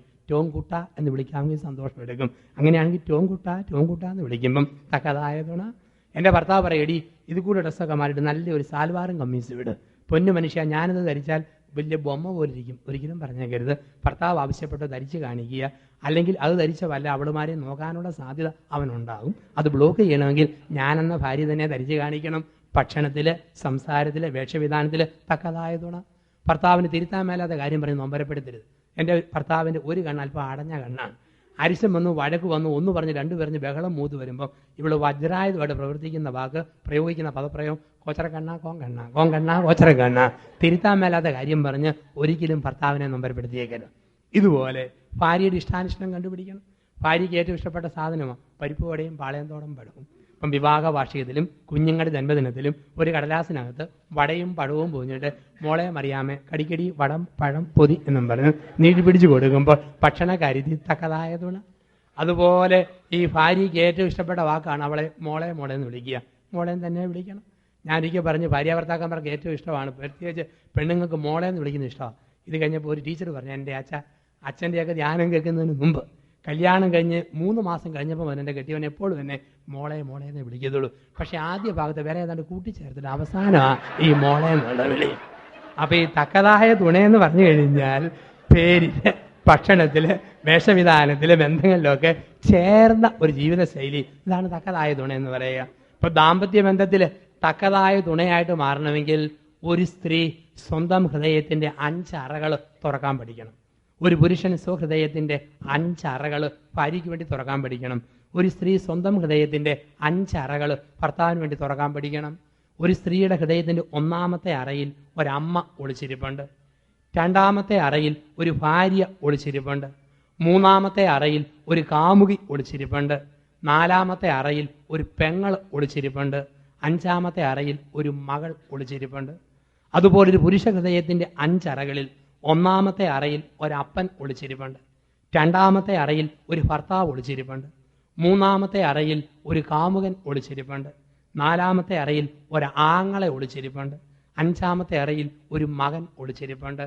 ഈ 5 അറകൾ നിലവറ കൂടാതെ നമ്മൾ തുറക്കുക എന്നുള്ളതാണ്. ഈ 5 റോളുകൾ കൊടുക്കാൻ പഠിക്കണം. ഒരു സ്ത്രീ അനുഭവിക്കുന്ന 5 പുരുഷന്റെ സ്നേഹം, ഒരു ഭർത്താവ് അനുഭവിക്കുന്ന 5 സ്ത്രീയുടെ സ്നേഹം ഹൃദയത്തിന്റെ 5 അറകൾ തുറക്കുമ്പോൾ തക്കതായ തുണയായിട്ട് മാറും. എങ്ങനെയാണ് ഈ 5 അറകൾ തുറക്കുക? ഒന്നാമതായിട്ട് ഭർത്താവ് ഇടയ്ക്കിടയ്ക്ക് ഭാര്യയുടെ ജീവിതത്തിൽ അപ്പനാകാൻ പഠിക്കണം. എങ്ങനെ അപ്പനാകുന്നത്? ഭാര്യയ്ക്ക് തലവേദനയും ക്ഷീണമായിട്ടിരിക്കുമ്പം അടുത്തിരുന്ന് നെറ്റിയിൽ അമൃതാഞ്ചം പുരട്ടി കൊടുത്ത്, വിക്സ് തൂത്ത് കൊടുത്ത്, വായിൽ ഗുളിക ഇട്ട് കൊടുത്ത്, സാവധാനം അവളെ പൊക്കിയെടുത്ത് നെഞ്ചോട് ചേർത്ത് വെച്ച് ഇരുമ്പ് പോലെ ബലമുള്ള കൈവിരലുകൾ മുടികൾക്കിടയിലൂടെ ഓടിക്കുമ്പം അവൻ അവൾക്ക് കൊടുക്കുന്നത് കുഞ്ഞുനാളിൽ അവൾ അനുഭവിച്ച അപ്പൻ്റെ സ്നേഹം. അതുപോലെ കെട്ടിവൻ തലവേദനയും പനിയായിട്ട് കിടക്കുമ്പം അവൻ്റെ തല പൊക്കാവുന്ന കനവേ ഉള്ളെങ്കിൽ സാവധാനം പൊക്കിയെടുത്ത് നെഞ്ചോട് ചേർത്ത് വെച്ച് നെറ്റിയെടുത്ത് തുമ്പിക്കുന്ന ഭാര്യ അവന് കൊടുക്കുന്ന കുട്ടിക്കാലത്ത് കിട്ടിയ അമ്മയുടെ സ്നേഹം. ഇപ്പോൾ രോഗത്തിൽ അപ്പനാകണം, അമ്മയാകണം. ഉറക്കം തൂങ്ങാതെ പ്രാർത്ഥിക്കടി, അപ്പൻ്റെ തിരുത്ത്. ആണ്ടുകുംസാരത്തിന് പോകുന്നില്ലേ മനുഷ്യ? അമ്മയുടെ ശാസന. നിനക്ക് ഞാനല്ലേടി ഉള്ളത്, അപ്പൻ്റെ ഉറപ്പ്. നിങ്ങൾ ധൈര്യമായിട്ടിരിക്കുക. വീടും എല്ലാം നഷ്ടപ്പെട്ട് കടത്തിനെ കിടക്കേണ്ടി വന്നാലും മനുഷ്യ എൻ്റെ തൊട ഇങ്ങർക്ക് തലയണ പോലെ കൂടെ ഉണ്ടെന്ന് പറയുമ്പോഴത്തേക്ക് അവൾ അവൻ്റെ ജീവിതത്തിൽ അമ്മയായിട്ട് മാറുക. അപ്പോൾ ഇടയ്ക്കിടയ്ക്ക് ഭർത്താവ് ഭാര്യയ്ക്ക് അപ്പനാകണം, ഭാര്യ ഭർത്താവിന് അമ്മയാകണം. അപ്പം അപ്പൻ്റെ സ്നേഹം, അമ്മയുടെ സ്നേഹം. 2, കാമുകന്മാരുടെ സ്നേഹം. ഭർത്താവ് ഭാര്യയുടെ ജീവിതത്തിൽ 90-ാം വയസ്സിലും കാമുകൻ്റെ റോള് കളിക്കണം. ഭാര്യ 85-ാം വയസ്സിലും കാമുകിയെ പോലെ പെരുമാറണം. എങ്ങനെയാണ് കാമുകന്മാരുടെ റോളെന്ന് പറയുക? കാമുകന്മാരെന്ന് പറഞ്ഞു കഴിഞ്ഞാൽ ഭർത്താവ് പുറത്ത് എവിടെയെങ്കിലും പോയോ തിരിച്ചു വരുന്ന സമയം ഇങ്ങനെ നോക്കിക്കൊണ്ട് നിൽക്കണം. വരുന്ന സമയത്ത് കെട്ടിവന് തോന്നണം, ദൈവമേ ഇവിടെ എന്നെ തന്നെ കാത്തു നിൽക്കുന്നില്ല. കാമുകന് കത്തയക്കുന്നു. നിങ്ങൾക്ക് ഇവിടെ വലിയ പരിചയം കാണില്ല, കേരളത്തിലാണെങ്കിൽ ഇത് ഒത്തിരി കാണാം. കാമുകി അയക്കുന്ന കത്ത്, ചേട്ടാ വ്യാഴാഴ്ച വൈകുന്നേരം 5:30 മണിയാകുമ്പം പള്ളിയുടെ സിമിത്തേരിയോട് ചേർന്നുള്ള തെങ്ങിൻ്റെ ചോട്ടിൽ ഞാൻ ചേട്ടനെ 5:30 കാത്തു നിൽക്കുമെന്ന് പറയുമ്പോൾ ഇവൻ വാച്ചുപാട് 4:30 പോയി നിൽക്കും. ആ മണി കൂട്ടമണി, ഈ മണി, എവിടെ മണി? 5:30 മണി. എത്ര മണിക്കൂറും കാത്തു നിൽക്കാനും മടിയുമില്ല. ഭർത്താവ് പോയിട്ട് വരുമ്പോൾ 65 വയസ്സുള്ള ഭാര്യ 70 വയസ്സുള്ള ഭർത്താവ് വരുന്ന സമയം ഇങ്ങനെ നോക്കി നിൽക്കണം. വരുന്ന പാടെ ഭർത്താവിന് പിടികിടണം, ദൈവമേ ഇവിടെ എന്നെ തന്നെ കാത്തു നിൽക്കുന്നല്ലോ. വരുമ്പോൾ സ്നേഹത്തോടെ പറയണം, പൊന്നു മനുഷ്യ ഇങ്ങേര് പോയപ്പോൾ മുതൽ എന്തൊരു മനപ്രയാസമായിരുന്നു. മുട്ട നെഞ്ചത്ത് വെച്ചാൽ വേഗമായിരുന്നു, വന്നപ്പോഴാണ് സമാധാനമായത്. സത്യം പറഞ്ഞാൽ നിങ്ങളില്ലാത്തപ്പോൾ നെഞ്ചത്ത് തീ കത്തുക, നിങ്ങളെ കണ്ടപ്പോഴാണ് തീ ഒന്ന് അണഞ്ഞത്. സത്യം പറഞ്ഞാൽ കണ്ടപ്പോഴാണ് തീ കത്തിയത്, പറഞ്ഞാൽ ഇപ്പോഴാകട്ടോ തീയെന്ന് അണഞ്ഞത്. ഇങ്ങനെ സ്നേഹത്തോടെ പറഞ്ഞുകൊണ്ട് നിൽക്കുന്ന ഭാര്യ 70-കാരന് കൊടുക്കുന്നത് 65-ാം വയസ്സിലും കാത്തു നിൽക്കുന്ന കാമുകിയുടെ സ്നേഹമാണ്. അതുപോലെ ഭാര്യ പുറത്തു വിടുകയും ഭർത്താവ് പറയാൻ തേടി നീ ഇല്ലാഞ്ഞ സമയം എന്നതാ, പോയ നിമിഷങ്ങൾ ഒരു യുഗം പോലായിരുന്നു, എഴഞ്ഞെഴഞ്ഞല്ലേ കാലം പോയത്, ദൈവമേ നീ ഇല്ലെങ്കിൽ വീട് ഒരു ശവക്കോട്ട പോലെ, നീ വന്നപ്പോൾ ആ ശവവും കൂടെ വന്നിരിക്കുന്നത്, എന്തെല്ലാം പറഞ്ഞാൽ അവന് പ്രോത്സാഹിപ്പിക്കാൻ പറ്റിയ. ഇപ്പൊ ജീവിതത്തിൽ ജീവിത പങ്കാളി പോയിട്ട് വരുമ്പം ഭർത്താവ് കാത്തു നിൽക്കുക, ഭാര്യ കാത്തു നിൽക്കുക, ഇതാണ് കാമുകി കാമുകന്മാരുടെ സ്നേഹം. 3, ഭർത്താവിന്റെ സ്നേഹം, ഭാര്യയുടെ സ്നേഹം. ഭാര്യ ഭർത്താക്കന്മാരുടെ സ്നേഹം കൊടുക്കണം. ചില ആണുങ്ങളെ കണ്ടിട്ടുണ്ട്, അവര് കെട്ടിയവനാ പക്ഷേ ഭർത്താവായിട്ടില്ല. ചില പെണ്ണുങ്ങളെ കണ്ടിട്ടുണ്ട്, ഭാര്യയാ പക്ഷേ കെട്ടിയവളാണ് പക്ഷെ ഭാര്യയായിട്ടില്ല. എങ്ങനെയുള്ള ആണും പെണ്ണുമാണ്. ചില ആണുങ്ങൾ താലി കെട്ടിയതുകൊണ്ട് കെട്ടിയവനാ പക്ഷെ ഭർത്താവായിട്ടില്ല. പകല് മുഴുവൻ പൂരപ്പാട്ടും രാത്രി മുഴുവൻ പുന്നാരി. അങ്ങനെയുള്ള കെട്ടിയവന്മാരെ കണ്ടിട്ടുണ്ട്. പകൽ മുഴുവൻ കുറ്റവാ, നിന്റെ നൈറ്റിക്ക് നാറ്റം, നിന്റെ ദേഹത്ത് നീറ്റൽ, നിന്റെ കെട്ടിയവൻ ഓക്കൻ, നിന്റെ ആങ്ങള പ്രാന്തൻ, നിന്റെ അമ്മ പിച്ചി, നിന്റെ അനിയത്തി കള്ളി, എല്ലാ കുറ്റവാ പകല് മുഴുവൻ. രാത്രി 10:30 പൊന്നെ പാല് തേനെ ഭയമ്പ കൂടെ കിടക്കാൻ കൂടെ പാടി. ഈ ടൈപ്പ് ആണുങ്ങളാണ്. കെട്ടിയവനാ പക്ഷേ ഭർത്താവായിട്ടില്ല, വെറും ശരീരം മാത്രം മതി. ഒരു നല്ല ഭർത്താവെന്ന് പറഞ്ഞു കഴിഞ്ഞാൽ ഭാര്യയെ വൈകാരികമായി ഉണർത്തി സ്വന്തം ശരീരം ഈ മനുഷ്യന് പൂർണ്ണമായിട്ട് കൊടുക്കണമെന്ന വിധത്തിൽ അഭിമാന ബോധത്തോടെ അർപ്പണം നടത്തുവാൻ തക്ക വിധത്തിൽ ഒരു സ്ത്രീയെ ഉണർത്തുന്നവനാണ് യഥാർത്ഥ ഭർത്താവ്. ചില പെണ്ണുങ്ങളുമുണ്ട്, കെട്ടിയവളാ ഭാര്യയായിട്ടില്ല. എങ്ങനെയുള്ള പെണ്ണുങ്ങളാ? ഒരിക്കൽ കല്യാണം കഴിഞ്ഞാലും കന്യാവ്രതം പാലിക്കാനാണ് ഇഷ്ടം. എന്നും ഓരോരോ വ്യവസ്ഥ. തിങ്കളാഴ്ച സകല പുണ്യാളന്മാരുടെ ദിവസം, ചൊവ്വാഴ്ച അന്തോണിസ് പുണ്യാളിൻ്റെ ദിവസം, ബുധനാഴ്ച ഔസേ പുണ്യാളിൻ്റെ ദിവസം, വ്യാഴാഴ്ച യൂദാസദേവത്തിൻ്റെ ദിവസം, വെള്ളിയാഴ്ച ചള്ളു ദിവസം, ശനിയാഴ്ച കന്യാമറിയത്തിൻ്റെ ദിവസം, ഞായറാഴ്ച അവധി ദിവസം, പിന്നെ ഏത് ദിവസമാണ് കെട്ടിയവനുള്ള ദിവസം. ഇങ്ങനെയുള്ള പെണ്ണുങ്ങളുണ്ട്. ചില സ്ത്രീകളുടെ ഓർമ്മ 10 or 55 വയസ്സ് കഴിഞ്ഞാൽ പിന്നെ ഭാര്യാഭർത്തൃ ബന്ധം ഒന്നും പാടില്ലെന്നാ ഏകപക്ഷീയമായ തീരുമാനം. ഒരു സ്ത്രീ പറഞ്ഞാൽ എനിക്ക് 55 വയസ്സും കെട്ടിയവൻ 58 വയസ്സും, എൻ്റെ അച്ഛ 58 വയസ്സായെന്ന് പറഞ്ഞാൽ ഇപ്പോഴും ഒരു സമാധാനമില്ല അച്ഛാ, ഗുണാമണ ഇടപാടച്ച. ചില സ്ത്രീകൾ ഇങ്ങനെ ദാമ്പത്യ ബന്ധത്തെ കണ്ടിരിക്കുന്നത്, ഇഷ്ടമില്ലാത്ത ബന്ധങ്ങൾ. ഒരു കാര്യം സത്യമാ, ശാരീരിക ലൈംഗിക വികാരം ആണുങ്ങൾക്ക് എത്ര വയസ്സ് വരെ ഉണ്ടെന്ന് ചോദിച്ചാൽ വ്യക്തമായ ഉത്തരം 2004 ഈ ധ്യാനത്തിൽ നിങ്ങളുടെ മനസ്സിൽ ഉറപ്പിക്കുക. ശാരീരിക ലൈംഗിക ജഡിക വികാരം ആണുങ്ങളെ സംബന്ധിച്ച് എത്ര വയസ്സ് വരെ ഉണ്ടെന്ന് ചോദിച്ചാൽ മരിച്ചു കഴിഞ്ഞ് ഒരു 5 മിനിറ്റ് കൂടെ കാണും. അതൊരിക്കലും മറന്നേക്കല്ലേ. അപ്പൊ കുടുംബജീവിതത്തിൽ ഈ ഒരു ബോധ്യവും കാഴ്ചപ്പാടും ഇല്ലെങ്കിൽ കുടുംബം തകരുമെന്നുള്ളതാണ്. അപ്പം ഭർത്താവിന്റെ സ്നേഹം, ഭാര്യയുടെ സ്നേഹം അത് ജീവിതത്തിന്റെ ഭാഗമായിട്ട് സൂക്ഷിക്കുക. ഭർത്താവിന്റെ സ്നേഹം, ഭാര്യയുടെ സ്നേഹം. 4, ആങ്ങളയുടെ സ്നേഹം, പെങ്ങളുടെ സ്നേഹം. എങ്ങനെയാണ് ഈ ആങ്ങള പെങ്ങന്മാർ സ്നേഹിക്കുക? ആങ്ങള പെങ്ങന്മാർ സ്നേഹിക്കുന്നത് എങ്ങനെയെന്ന് ചോദിച്ചു കഴിഞ്ഞാൽ, മിടുക്കൻ ആങ്ങളയാണോ കുഞ്ഞി പെങ്ങൾക്ക് എന്നാ ആവശ്യമുണ്ടെങ്കിലും ആങ്ങള മേടിച്ചു കൊടുക്കും. മിടുക്കി പെങ്ങളാണോ ആങ്ങളയുടെ പോക്കറ്റ് എളുപ്പം കാലിയാക്കും. ഇതുപോലെ ആങ്ങള പെങ്ങന്മാരെ പോലെ സ്നേഹിക്കണം. ഒരു സ്ത്രീ ഒരു മടിയും കൂടാതെ സ്വന്തം ആഗ്രഹം കെട്ടിയവനോട് പറയണം. ഒരു കെട്ടിയവൻ ഒരു പരാതിയും കൂടാതെ ഭാര്യയുടെ ആഗ്രഹം നിറവേറ്റി കൊടുക്കണം. ഇതാണ് ആങ്ങളയുടെ സ്നേഹം, പെങ്ങളുടെ സ്നേഹം, ആങ്ങള പെങ്ങന്മാരുടെ സ്നേഹം. അതുകൊണ്ടാണ് മനഃശാസ്ത്രത്തിൽ പറയുക, ഒരു രാത്രി കൊണ്ട് നടന്നാലെത്തുന്ന ദൂരത്ത് ഒരു പെണ്ണിനെ കെട്ടിച്ചു വിടരുത്. 2, ആണും പെണ്ണും തമ്മിൽ 6 മാസം മുതൽ 12 വയസ്സ് വരെ മൂപ്പ് വ്യത്യാസം ഉണ്ടാകണം എന്നാണ് പറയുക. എന്തുകൊണ്ടാണ് പറയുന്നത്? ഒരു രാത്രിയിൽ നടന്നാലെത്തുന്ന ദൂരത്ത് ഒരു പെണ്ണിനെ കെട്ടിച്ചു വിടരുത്. കാരണം ഭർത്താവിൻ്റെ വീട്ടിൽ അവർക്ക് ഇഷ്ടപ്പെടാത്ത എന്തോ സംഭവിച്ചു. 1 പറഞ്ഞു, 2 പറഞ്ഞു, ടോർച്ചും തെളിച്ചാലേ ചൂട്ടുകറ്റയും മിനിച്ചുകൊണ്ട് അവൾ ഒറ്റ നടപ്പ്, വെട്ടം വീഴുമ്പോൾ അപ്പന് മുമ്പിൽ ഹാജരാകും, പ്രസൻസ് ആർ എന്നും പറഞ്ഞ്. അതുകൊണ്ട് ഒരു രാത്രി നടന്നാലെത്തുന്ന ദൂരത്ത് ഒരു പെണ്ണിനെ കെട്ടിച്ചു വിടരുത്. 2ാമത് പറയുന്നത്, ആണും പെണ്ണും തമ്മിൽ 6 മാസം മുതൽ 12 വയസ്സ് വരെ മൂപ്പ് വ്യത്യാസം ഉണ്ടായിരിക്കണമെന്നാണ്. എന്തുകൊണ്ടാ? ഒരു ഉദാഹരണത്തിന് ഒരു 20 വയസ്സിന് മൂത്തതാ കെട്ടിയവനെന്നൊരു ഇവക്ക് എന്നാ തോന്നും, വല്യപ്പനെ കെട്ടിക്കൊണ്ട് വന്നിരിക്കുന്നു, കാഴ്ചയെണ്ണ കുഴമ്പ് ചൂടുവെള്ളം ഉണ്ടോ, തപ്പി പോകാൻ തുടങ്ങും. ഇവളേക്കാൾ 2 വയസ്സ് ഇളയതാണ് കെട്ടിയവെങ്കിലോ അവൾ ബാവോ കളിപ്പിക്കാനും പിള്ളകളി ആരംഭിക്കും. ഒപ്പത്തിനൊപ്പമാണോ എടാ വാടാ പൊടി വാടി കളി തമാശ. 6 മാസമെങ്കിലും മൂത്തതാണോ ഒരു മൂത്ത ആങ്ങളയ്ക്കുള്ള റെസ്പെക്റ്റ് ഒരു സ്ത്രീ ഭർത്താവിന് കൊടുക്കും. അപ്പോൾ ഇതൊക്കെ വളരെ പ്രധാനപ്പെട്ടതാണ്. ആങ്ങള പെങ്ങന്മാരെ പോലെ സ്നേഹിക്കുക. ഒരു മടിയും കൂടാതെ സ്വന്തം ആഗ്രഹം മുഴുവൻ ഭർത്താവിനോട് പറയുക. ഒരു മടിയും കൂടാതെ ഭാര്യയുടെ ആഗ്രഹം മുഴുവൻ ഭർത്താവ് നിറവേറ്റി കൊടുക്കുക. ഇതാണ് ആങ്ങളയുടെ സ്നേഹം, പെങ്ങളുടെ സ്നേഹം. 5, മകൻ്റെയും മകളുടെയും സ്നേഹം. ഇടയ്ക്കിടയ്ക്ക് സമയം കണ്ടെത്തി തമ്മിൽ കൊഞ്ചാൻ സമയം കണ്ടെത്തണം. പിള്ളകളി നടത്തണം, കൊഞ്ചണം, വർത്തമാനം പറയണം. ഇതെല്ലാം ആവശ്യമാണ്. മകനും മകളും എങ്ങനെ അപ്പനമ്മമാരെ സ്നേഹിക്കുമോ അതുപോലെ ഒരു ഭർത്താവ് ഭാര്യയുടെ മുമ്പിൽ കൊഞ്ചുക, വിളയുക, കളിതമാശ പറയുക. അതുപോലെ സ്ത്രീ ഒരാങ്ങളയുടെ മുമ്പിൽ എന്നപോലെ അപ്പനോടും അമ്മയോടും എന്നപോലെ കളിതമാശ പറയുക, പിള്ളകളി ഇറക്കുക, ഇതൊക്കെ അനുവദനീയം. ഇത്രയും ഉണ്ടെങ്കിലേ തക്കതായ തുണയായിട്ട് മാറും. ഇതിലേതെങ്കിലും ഒന്നിന് കുറവ് വന്നോ മനസ്സകലാൻ തുടങ്ങും. സാവധാനം പുറത്തേക്കും ക്ലബിലേക്കും കൂട്ടുകെട്ടിലേക്കും ശ്രദ്ധിക്കാൻ തുടങ്ങും. കുടുംബജീവിതത്തിൽ അകൽച്ചകൾ വന്നുകൊണ്ടിരിക്കും. ഓരോന്നും മറയായിട്ട് എന്തിനെങ്കിലും പേര് പറഞ്ഞ് ഭർത്താവ് വീട്ടിൽ നിന്ന് പരമാവധി അകന്നു നിൽക്കും. എന്തെങ്കിലും പേര് പറഞ്ഞ് ഭാര്യ ബന്ധത്തിൽ നിന്നും പരമാവധി അകലാനായിട്ട് ശ്രമിക്കും.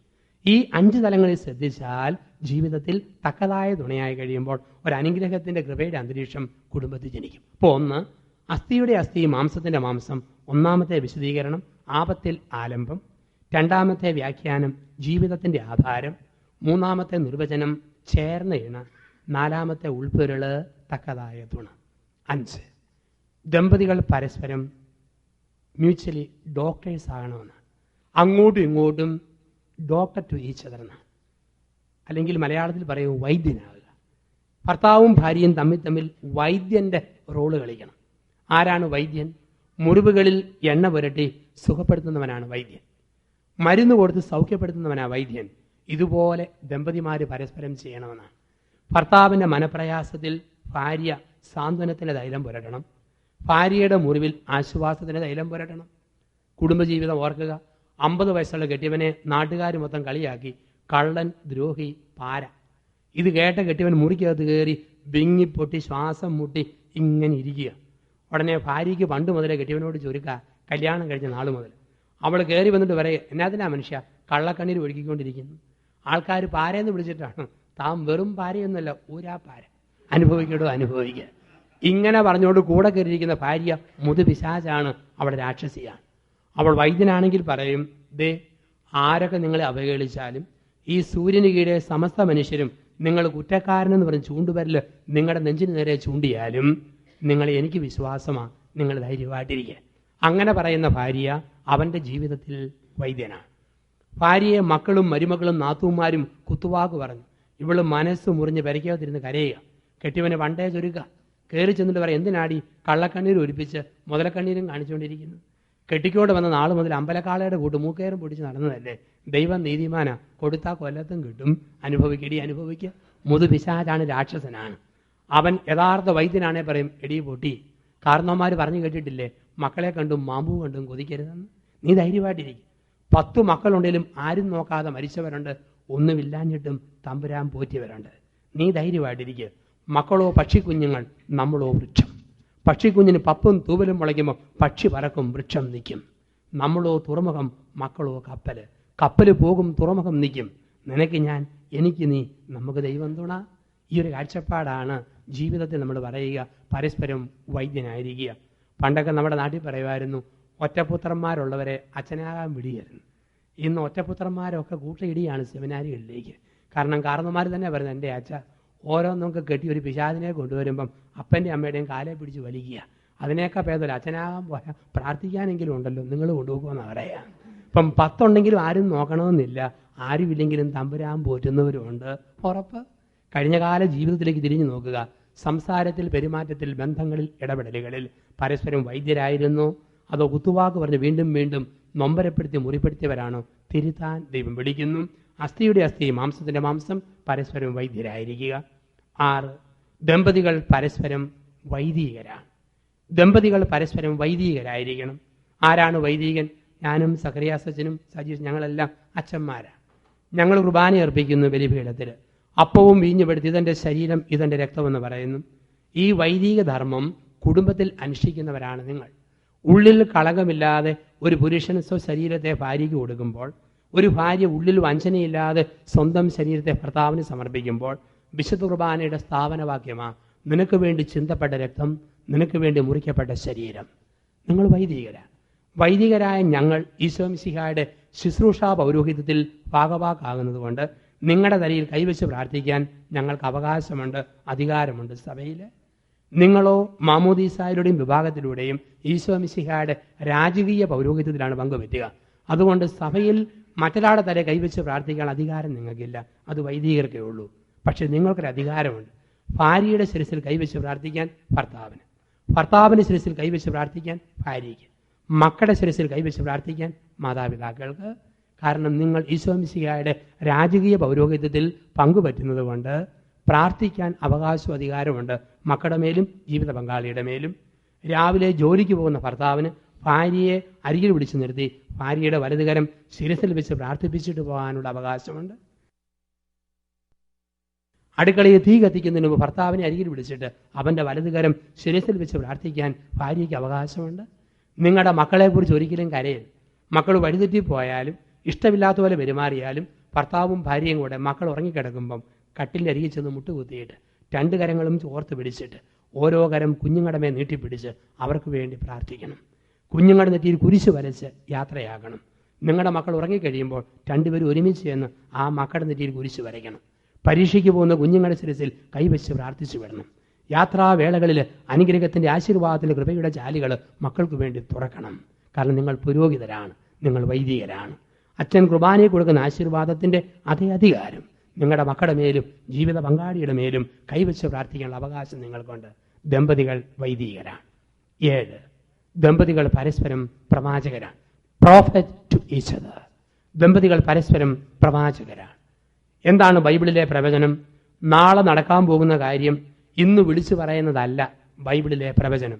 പിന്നെയോ പറയേണ്ട കാര്യം പറയേണ്ടതുപോലെ പറയേണ്ട സമയത്ത് പറയേണ്ടവരോട് പറയുന്നതാണ് ബൈബിളിലെ പ്രവചനം.